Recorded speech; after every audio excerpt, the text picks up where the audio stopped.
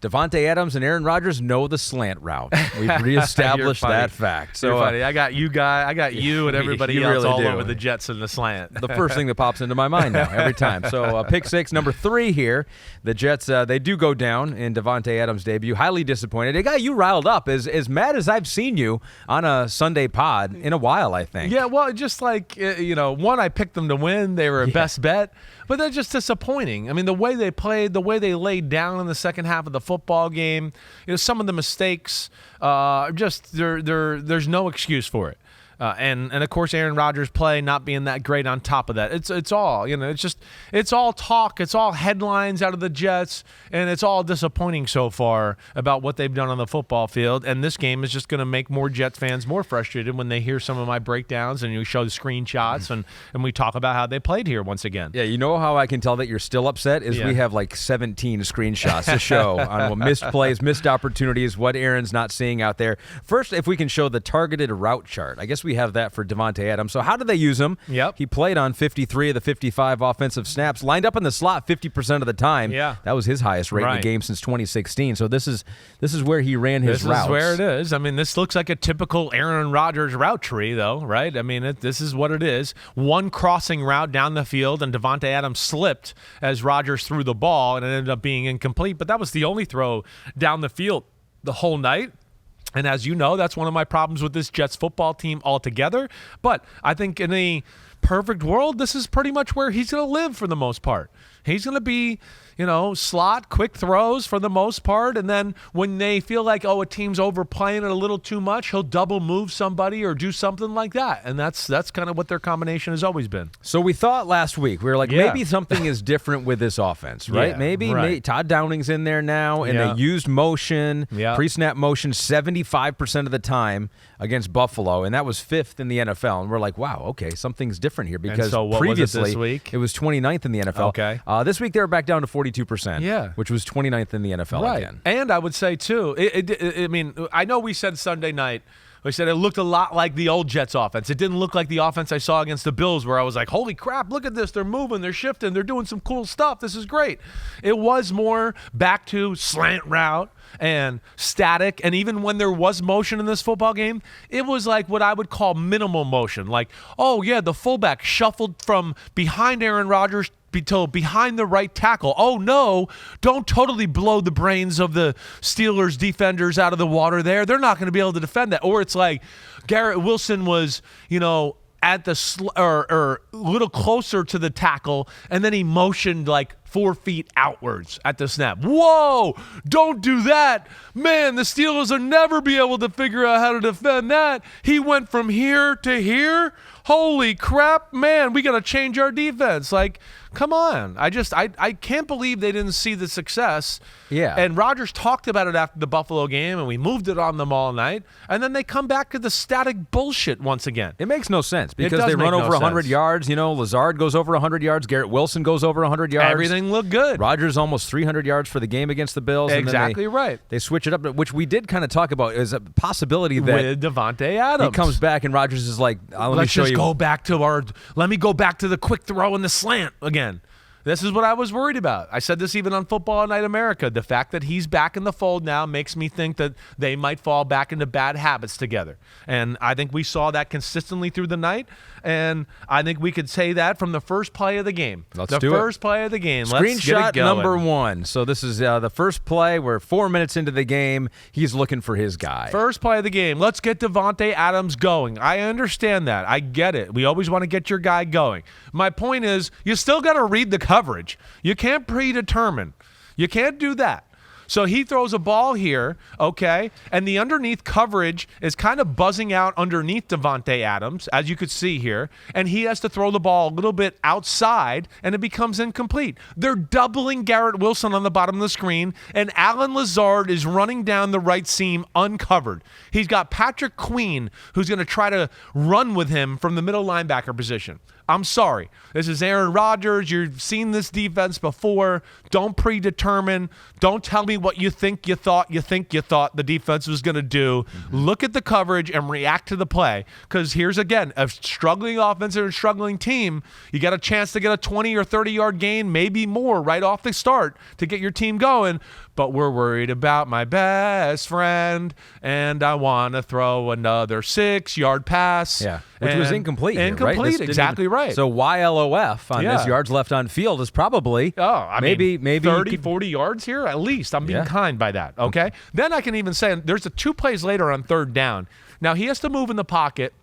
And I gave him the benefit of the doubt as you saw us pick through the screenplay. Yeah. But there's 2 people open on third down, to Garrett Wilson to the right or Mike Williams on the left running an in cut. And for a guy like Aaron Rodgers, as much as he's played and how great his arm is, I go, no, you probably should have hit both of those guys. But again, we moved in the pocket and then we looked to check it down too quickly.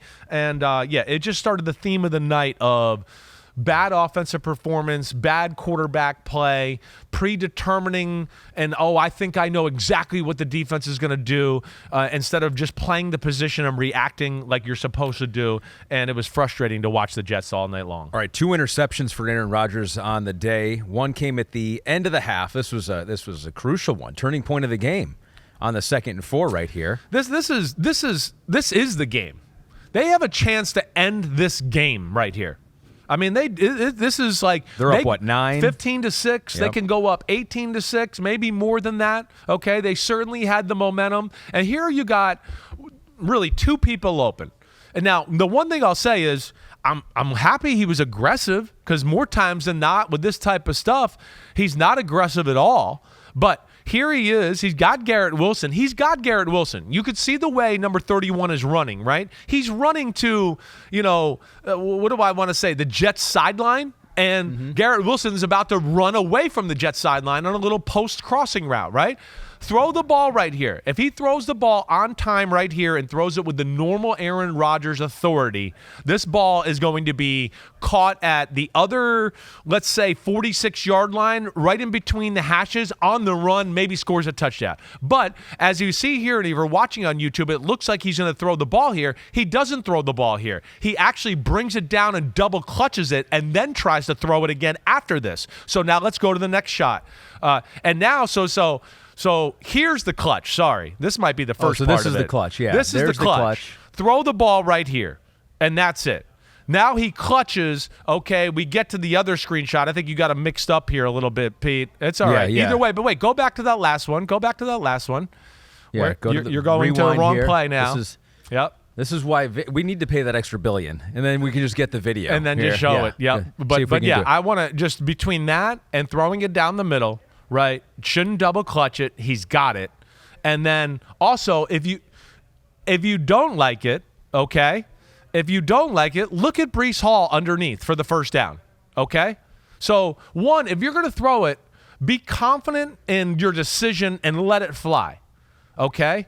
Then if you're not going to throw it, go to where you're supposed to go with the ball. But don't double clutch it down the middle post and then recock it and try to throw it and think that it's going to be open. Because what happens too, he recocks it and then he tries to throw it. He doesn't get all his power in it because Rodgers very rarely throws his fastball anymore. He's always trying to throw his little sidearm, let me just put it in the perfect spot. And then he feels the backside safety coming as well because he's late and he tries to stop Garrett Wilson. And that lets 31 flip his hips and get his left hand on the ball and then basically tip it to himself for the interception. Yeah, so that was a bad play right there. At this point right here, it's too late. And I don't know, Pete, if you have the other one there to show exactly the proper time to do it. But we did see that already. Yeah, you got and we saw a sneak preview as well of, maybe he just had something against Breece Hall in this game because midway through the third quarter, there was a slant. I think you saw this one right here. Well, this is the Garrett Wilson one. Okay. This is Garrett Wilson here where – first off, it's two deep safeties, right? Oh, this is, yes, okay. I know the offense. This is two deep safeties. What he's doing here is he's looking at the fade route for Davante Adams because he thinks he has one-on-one, which he might, but there's a safety. It's a two deep safety look. You could say whatever you want. It's a two-man, really, basically, is what they're playing here. And with this, he looks at Davante Adams, which I say is not going to be open versus coverage, but then doesn't even look at Garrett Wilson in the slot, who's Wide open running. I mean, wide open against a lesser defender. Yeah, he's not.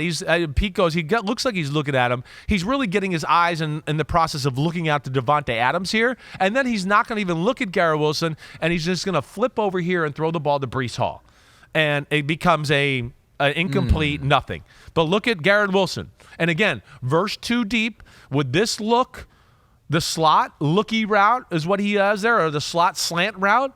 That's where you go with the ball. But again, he knows more than everybody, and he's predetermining where he wants to, and he thinks, oh, I think they're going to do this and do that and do this, and this guy will be open. Yeah. Just read, play, and play football, and stop trying to be I'm looking into my crystal ball, and I know how they're going to defend it exactly, so I'm going to be 2 steps ahead of them. He's literally tricking himself right now, and he's overthinking things, and it's definitely, messing them up. So this is where he holds it against Breece Hall for not saving him on this play, because it was later on in the third quarter, about 2.5 minutes to go. This was on a 3rd and 10. Yes. Aaron's looking deep here, which you want to see. You want him to look deep. No, but this is the only time he looks deep here, right? This is what I've been saying. It's only when there's one guy and it's on the sideline. Let me throw a fade or let me throw a back shoulder, right? That's what I've been saying. Mm-hmm. He won't throw the ball deep unless it's that. And here he is looking at this, okay? Mike Williams on Joey Porter, and he wants to throw the back shoulder, some of that. Play the concept. Look at Breece Hall. He's going to catch the ball and run for the first down, if not a touchdown. And if you don't like Breece Hall, Davante Adams is going to run an out route right at the 10-yard line or 8-yard line, and he's going to be open too for the first down.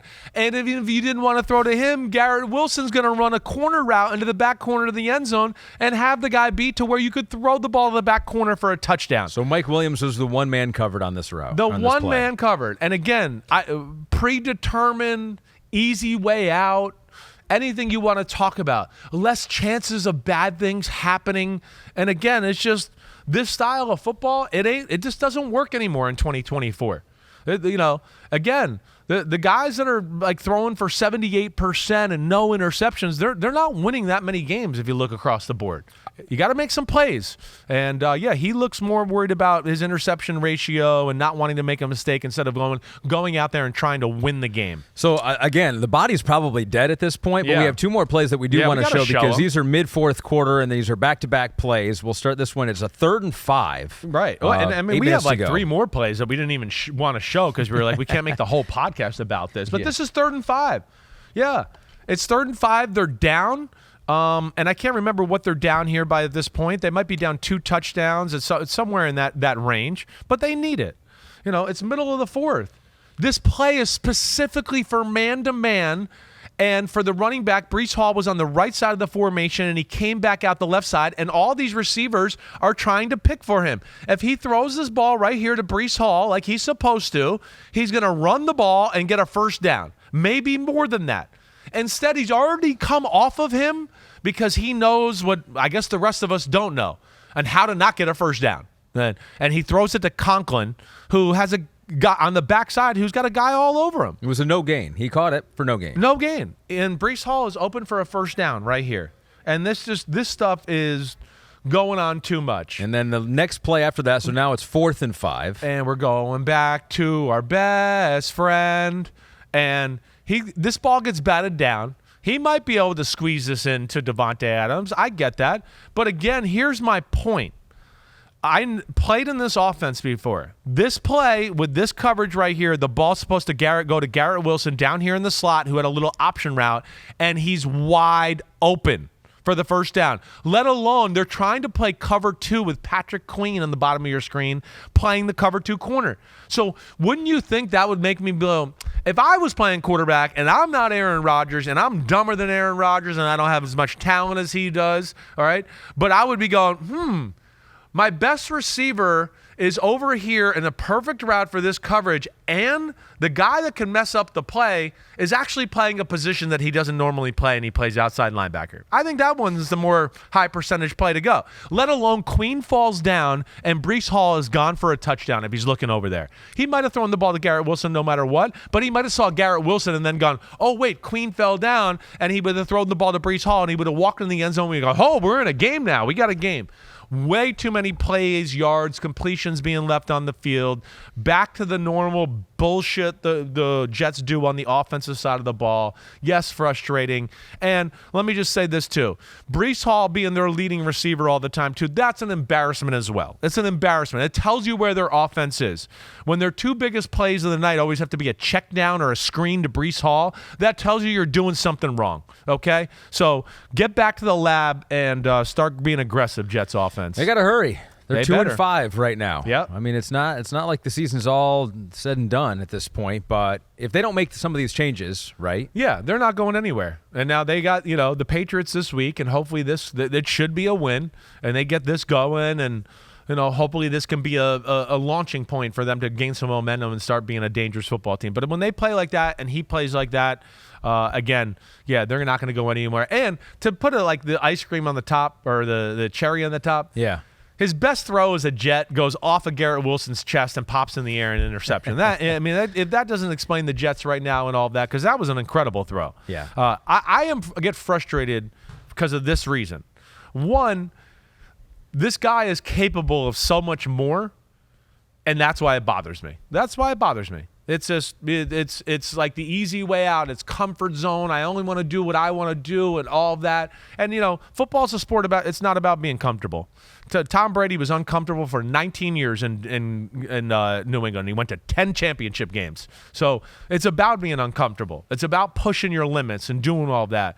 And yeah, for a guy that's still got a lot of talent in that right arm, he's leaving stuff on the field right now, and that's where I get frustrated. Disappointing thing as well is it was supposed to be the game where we saw it's like, oh, okay, finally the Jets, now he's got his guy, Davante Adams. Right. This is good. The unveiling of this offense takes a step. Exactly, takes a step back though. We did see the offense take a step though. Yo, homies, thanks for watching. Yeah, it's time. The NFL season is here on Chris Simms Unbuttoned. You can hit subscribe to get all the weekly picks, plus our Sunday recaps as the games are happening. Oh, you know it. Nobody does that better than us. Thanks again for watching. Remember to subscribe. Peace out. We'll see you next time on Unbuttoned.